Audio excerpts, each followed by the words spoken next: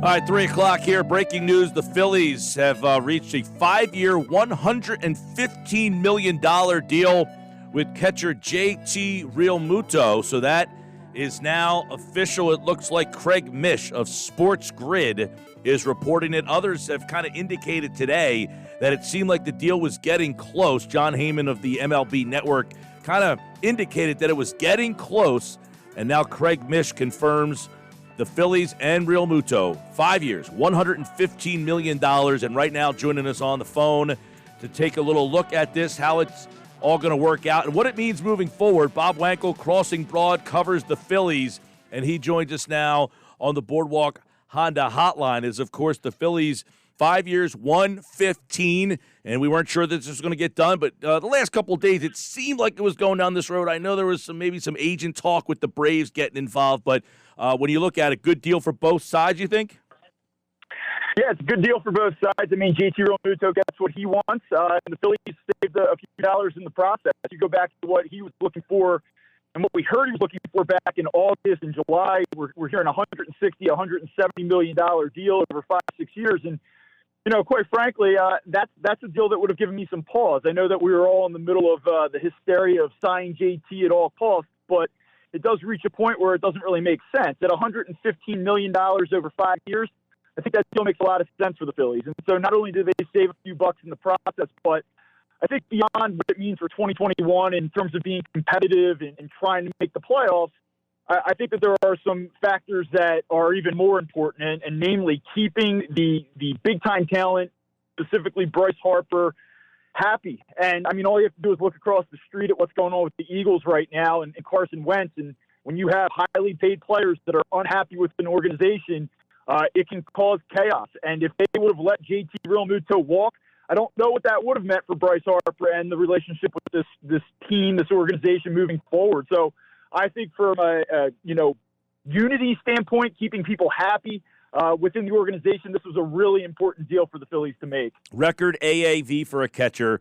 What's the message now? I mean, is this it? Like, hey, we went a little bit more than, like, because they still need a shortstop. They want pitching, or they need pitching. They need bullpen. They need starters. So does this kind of change our mind on where the rest of this, these next couple of weeks leading into spring training could take us? It's really hard to say. I mean, the problem is if you step back and you just evaluate this division, and the competition is just so good. I mean, the Realmuto signing doesn't change the reality that the Mets are still outstanding on paper, that the Braves are certainly outstanding on paper. And, not to be a Debbie Downer here, but, this is still a key cog of a team that was basically 500, over the last two seasons. So it keeps the Phillies relevant. It gives them a chance. And I like some of the other moves that they've made, but does it really push them into a division contender at this point? I think that's a stretch. However, I've said this a couple times. I know I've said it on this show with the both of you. I don't think that the Phillies internally are punting on 2021, but I don't think that they're all in for 2021. But what this move does do is I think it keeps them relevant. It gives them a chance. And I think that 2022, 2023 is when you're going to see this team really try to push again. And keeping Realmuto in the fold is going to keep them closer to getting to where they want to go. It was a deal that they had to make. And not just for keeping people within the clubhouse happy, but just keeping this fan base happy. It's a huge ask to say, hey, we haven't made the playoffs. Heck, we haven't even been over 509 seasons. Now we're going to let one of our best players walk. It's just an impossible sell to the fan base. So in terms of brand, keeping up brand recognition, keeping people happy, it was a deal they had to do. And not that I want to credit Matt Klentak. It would be the first time that I ever did that. But I do think you have to tip your cap to him a little bit and say, or the organization at large, and say, hey, listen, at least they didn't go in, they didn't spend $30-35 million a year when they didn't need to. So in this case, Phillies' hesitance to go all in on Realmuto, it probably did save them a few $1 million a season over the next 5 years. The years on the contract was always going to be a concern for me. So when you see that he signed to about 35 years old with that type of money tied to him, how do you kind of view that? And I guess you can also throw in the fact that the DH news kind of is surfacing where, if you thought, hey, maybe down the road he can play DH, I don't know if that's going to be, a reality. Yeah, as far as the DH goes, we just don't know yet. I mean, it seems like it's trending towards not happening this season, which I'm surprised by, but baseball, the owners and the Players Association, they're going to get back together and have to hammer out a new CBA. And I would be stunned, a year or two out from now if we don't have a universal DH, which would certainly help the Phillies in this case. Keeping Realmuto's bat in the lineup and not having him have to catch 130 games to do it. 35-year-old catchers aren't going to be as productive as when they're 30, 31 years old. There's a little bit of risk in this, but he's a guy that keeps himself in immaculate shape. He's a terrific athlete. I would imagine that he will age in this deal a little bit better than maybe some of his contemporaries would. I think that's fair to say. But at the end of the day, you have this guy. There's a lot of pressure to sign him. And sure, would the Phillies love to have done a 3-year deal with JT Realmuto? I'm sure they would have. But this is kind of the price you have to pay when you're dealing with elite talent. Bob Wankel, Crossing Broad, covers the Phillies. So you mentioned it. They almost had to do this move. I mean, you had the newest, Archie Bradley comes in. He's not here for 5 minutes, and he's lobbying to bring this guy in. But where does this put the Phillies? I mean, if you're saying, yes, we got JT, and you're spending a lot of money on a guy, does this make you a playoff contender, or is this still a middle-of-the-pack, below-average team? Yeah, isn't that the weird thing? Usually when you do a deal like this and everybody's so excited, your immediate thought is they're a playoff team, at the very least, and possibly a championship team.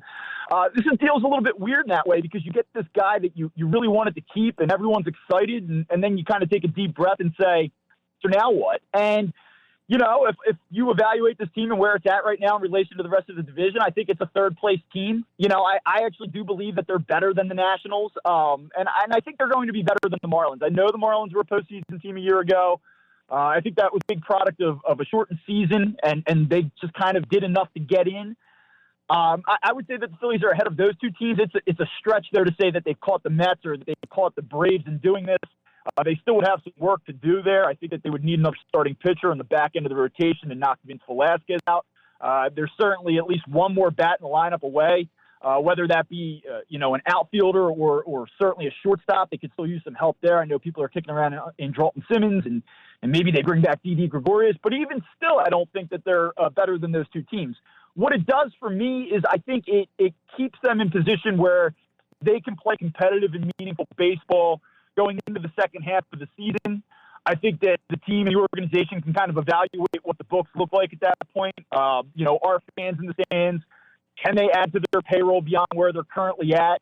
And, maybe if they're within striking distance, they make a deadline deal. They improve the team in the summertime, and then they make a run at it. I think that at least what this does is it gives you a chance, and so I'm not running to your local legal sportsbook app to hammer the Phillies to win the NL East or anything like that, but I do think it gives a chance to be a playoff team and potentially do the things they need to do in order to get there in the second half of the season.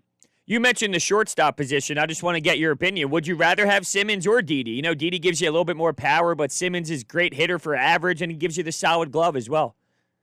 Yeah, I have big concerns about the Phillies defense. I think it's one thing, and I don't know if we talked about this last time I was on, but I do have concerns about where the Phillies are at defensively, especially in the infield.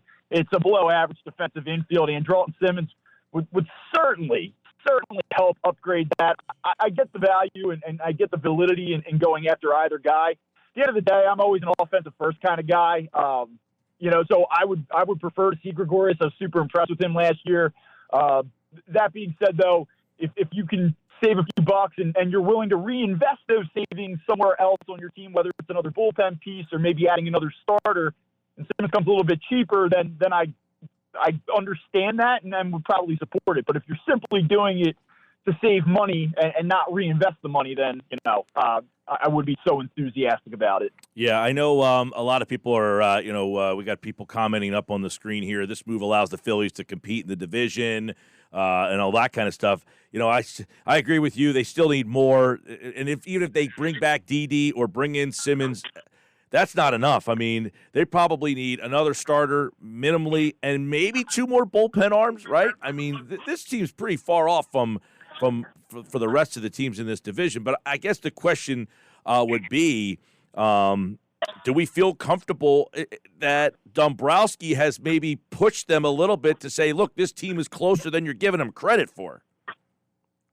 Yeah, I mean, they hire him, and maybe they do some internal evaluation of where their seasons have gone the last 2 years and why they faded down the stretch. And maybe Dave Dombrowski is an outside, well-respected voice, certainly somebody that they believe in, says, hey, listen, right. There's reason to believe that you guys are better than you've played the last 2 years. And maybe he's instilled some type of optimism within the organization to make John Middleton a little bit more proactive, perhaps over the next month, before we really rev up into the spring training calendar. That's a possibility.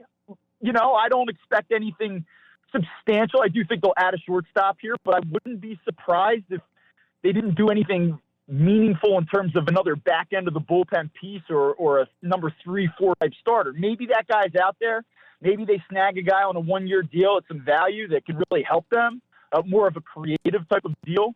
But, I don't think that they have this other headline-making deal in them. And to be perfectly honest with you, I think that that's what it would take in order to make them a legitimate division contender, certainly. In the NL, could they be a wild card team? Sure. I'm not trying to rain on any parade here. I think it's entirely possible that the Phillies find themselves at 87, 88 wins and get into the playoffs this season. But as it stands right now, I mean, I think that that's a little bit of a stretch. Yeah, Look, I think it's a good deal. 5 years for the catcher. I didn't want to see 6. I think they got him at a good dollar value. They didn't go crazy like it was reported early. It's a good move for the Phils. They're still a ways off, this team, and I'm interested.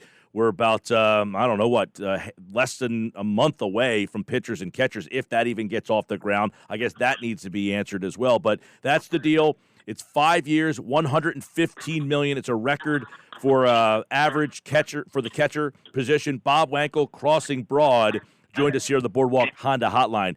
Hey, Bob, thanks for jumping on short notice, man. Appreciate it. No problem. We'll talk to you soon.